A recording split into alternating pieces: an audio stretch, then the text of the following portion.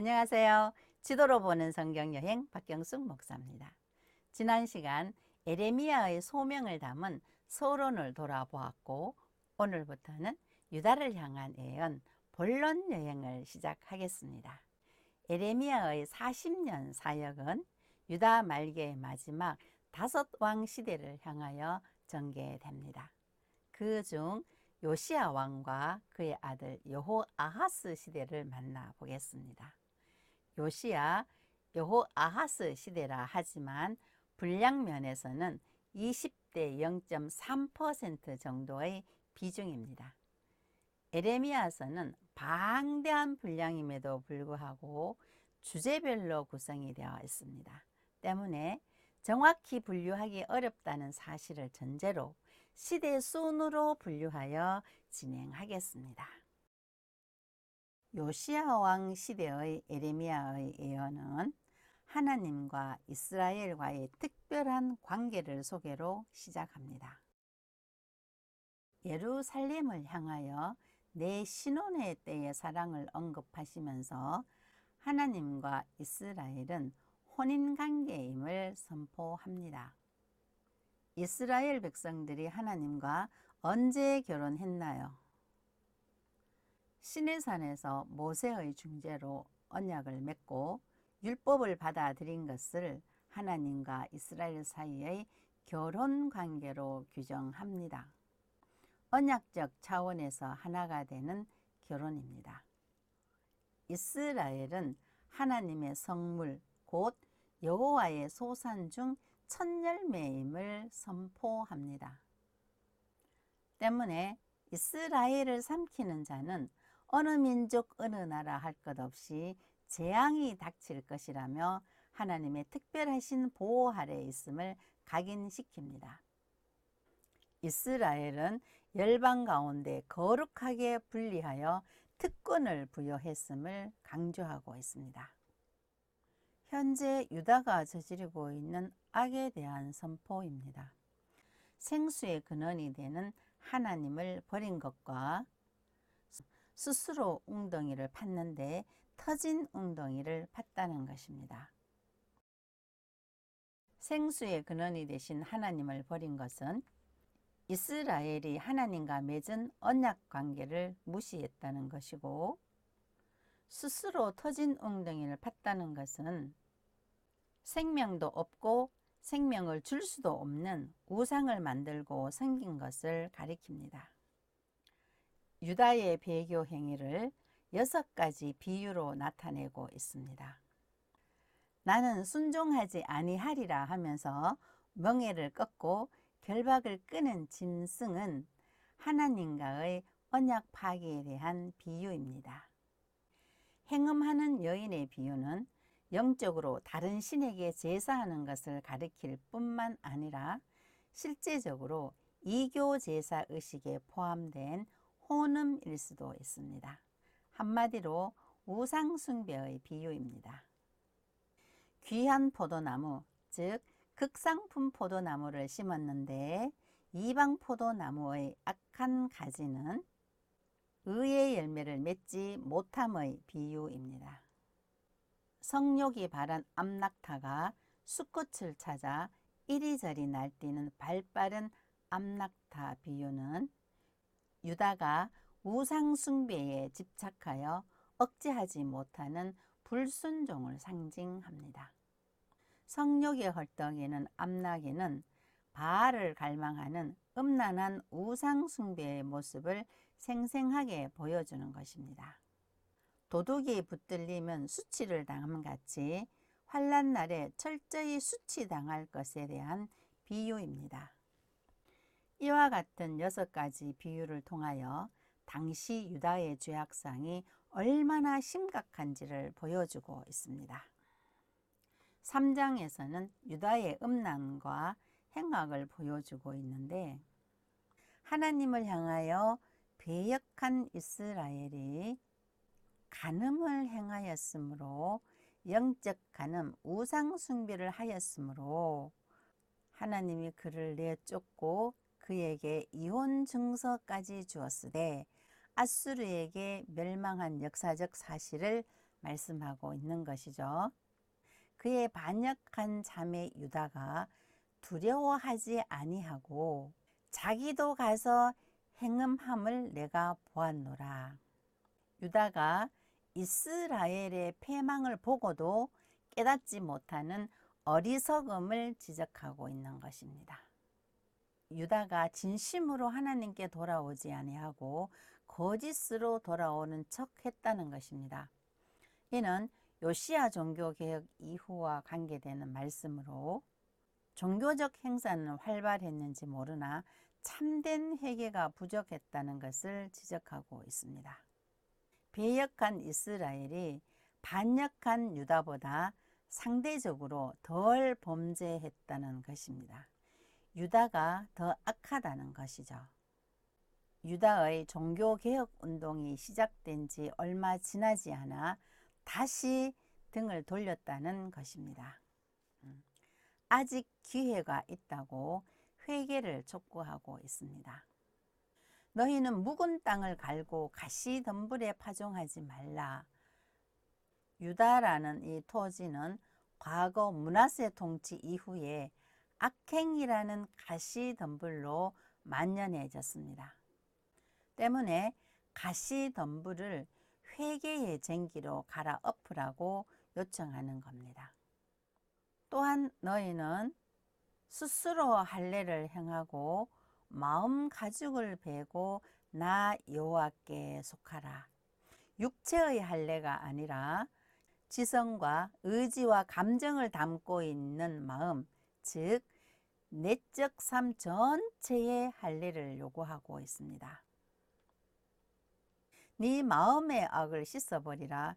그리하면 구원을 얻으리라고 요청하고 있습니다. 5장에서는 예루살렘의 심판의 원인을 제시하고 있습니다. 너희가 만일 정의를 행하며 진리를 구하는 자, 정의를 행하며 진리를 구하는 자가 의인이죠. 한 사람이라도 찾으면 내가 이 성읍을 용서하리라. 예루살렘 성 안에 의인이 한 사람도 없었습니다. 소돔성은 의인 10명이 없어서 심판받았는데 예루살렘 성은 의인 한 사람이 없어서 심판받게 됩니다. 심판의 원인으로 유다의 어리석음을 지적합니다. 하나님을 두려워하지 않는 언약 백성들에게 바다를 예화로 사용하여 쉽게 설명합니다. 바다에 모래를 두어서 영원한 한계를 세우신 규례는 자연도 준수하는데 언약 백성들은 반역하는 마음이 있어서 하나님의 규례를 거역하는 경고의 말씀입니다. 또 다른 어리석음은 때를 따라 주시는 이른 비와 늦은 비가 하나님께로부터 오는 것임을 마음으로 믿지도 않았습니다. 때문에 우리 하나님 여호와를 경외하자 말도 하지 아니한 것입니다. 그들은 바알로부터 이른 비와 늦은 비가 나온 것으로 보았기 때문입니다. 예루살렘 심판의 결정적인 원인은 언약 백성이 심겨진 이 땅에 무섭고도 놀라운 일이 있다고 지적합니다. 입만 열면 평강 평강 평강을 외치는 거짓 예언을 하는 선지자들, 자기 권력으로 백성을 다스리고 군림하는 제사장들, 선지자들의 타락과 제사장들의 죄악을 좋게 여기는 백성들, 이 총체적인 타락이 예루살렘 심판의 결정적인 원인이 되었습니다.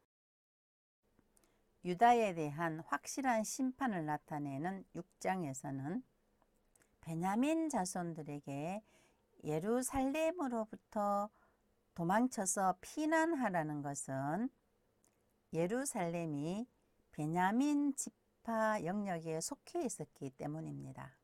드고아에서 전쟁의 나팔을 불고 벳낙게렘에서 경고의 깃발을 들라는 것은 북방에서 적군이 오는 경로는 국제도로인 해변길을 따라 블레셋 쪽에서 예루살렘으로 진공을 합니다. 에레미야는 지금 북쪽의 적이 다가오는 장면을 생생하게 나타내고 있는 것입니다. 참고로 12지파로 형성된 이스라엘은 북쪽은 10지파로 이스라엘로, 남쪽에는 시몬 지파는 흩어져 사라졌고 베냐민 지파는 유다 지파에 소속이 되어서 유다로 불리워졌습니다.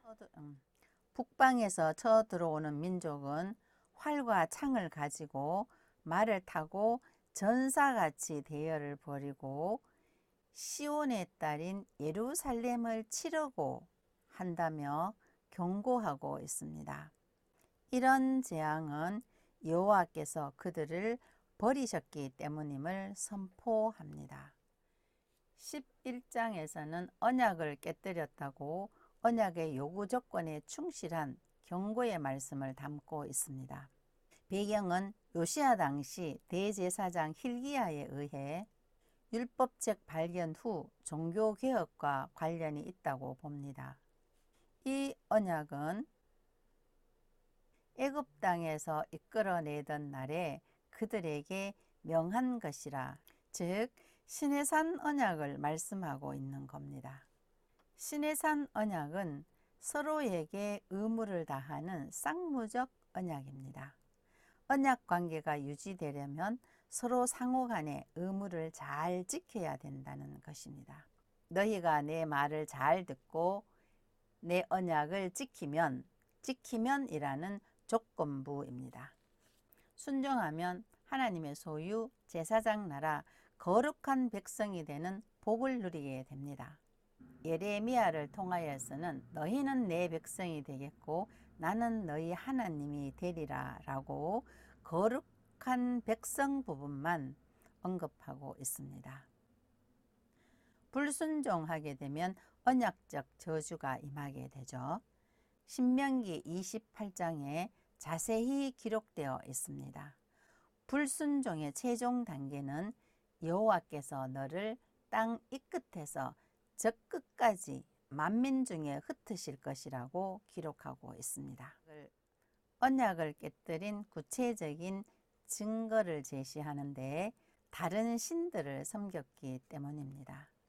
그들은 다양한 신들을 섬겼는데 유다의 성읍 수만큼 많았고 예루살렘 거리마다 바알에게 분향하는 제단을 쌓았음을 지적합니다. 바알 우상 숭배로 인하여 하나님이 진노하셨고 재앙을 선언하셨습니다. 에레미야 선지자의 언약이 깨뜨려졌다는 선언과 유다의 멸망 예언을 들은 고향 아나돗 사람들이 너는 여호와의 이름으로 예언하지 말라며 협박하며 죽일 계획을 세웠습니다. 고향 사람들의 암살 음모에 엄청난 충격을 받은 에레미야는 하나님께 질문합니다. 악한 자가 형통하고 반역자가 평안함은 무슨 까닭입니까? 사악한 자들의 번영에 대한 에레미야의 불평을 드러내고 있습니다. 에레미야의 질문에 대한 하나님의 대답입니다. 만일 보행자와 함께 달려도 피곤하다고 하면 어찌 능히 말과 경주를 하겠느냐? 에레미야의 현재 상황이 어렵다고 받아들이면 앞으로 전개될 미래 상황은 훨씬 더 어려울 것을 말씀하고 있습니다. 재앙을 통한 하나님의 궁극적인 목적은 첫째는 유다의 회복입니다. 하나님은 언약을 깨뜨린 유다를 그 땅에서 뽑아버리겠다고 하십니다. 그러나 유다를 그 땅에서 뽑아 흩어버리는 것은 하나님의 궁극적인 뜻이 아닙니다. 한 번 더 남은 자들에게 긍휼을 베푸셔서 새롭게 하신 후 다시 그 땅에 심으시는 것이 하나님의 궁극적인 계획이십니다. 유다를 뽑아낸 도구로 쓰임받은 이방 민족의 운명은 어떻게 되는가?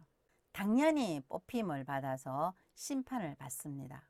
동시에 하나님께 돌아와 언약의 말씀을 의지하며 하나님을 경배하면 구원의 기회가 주어진다는 것입니다.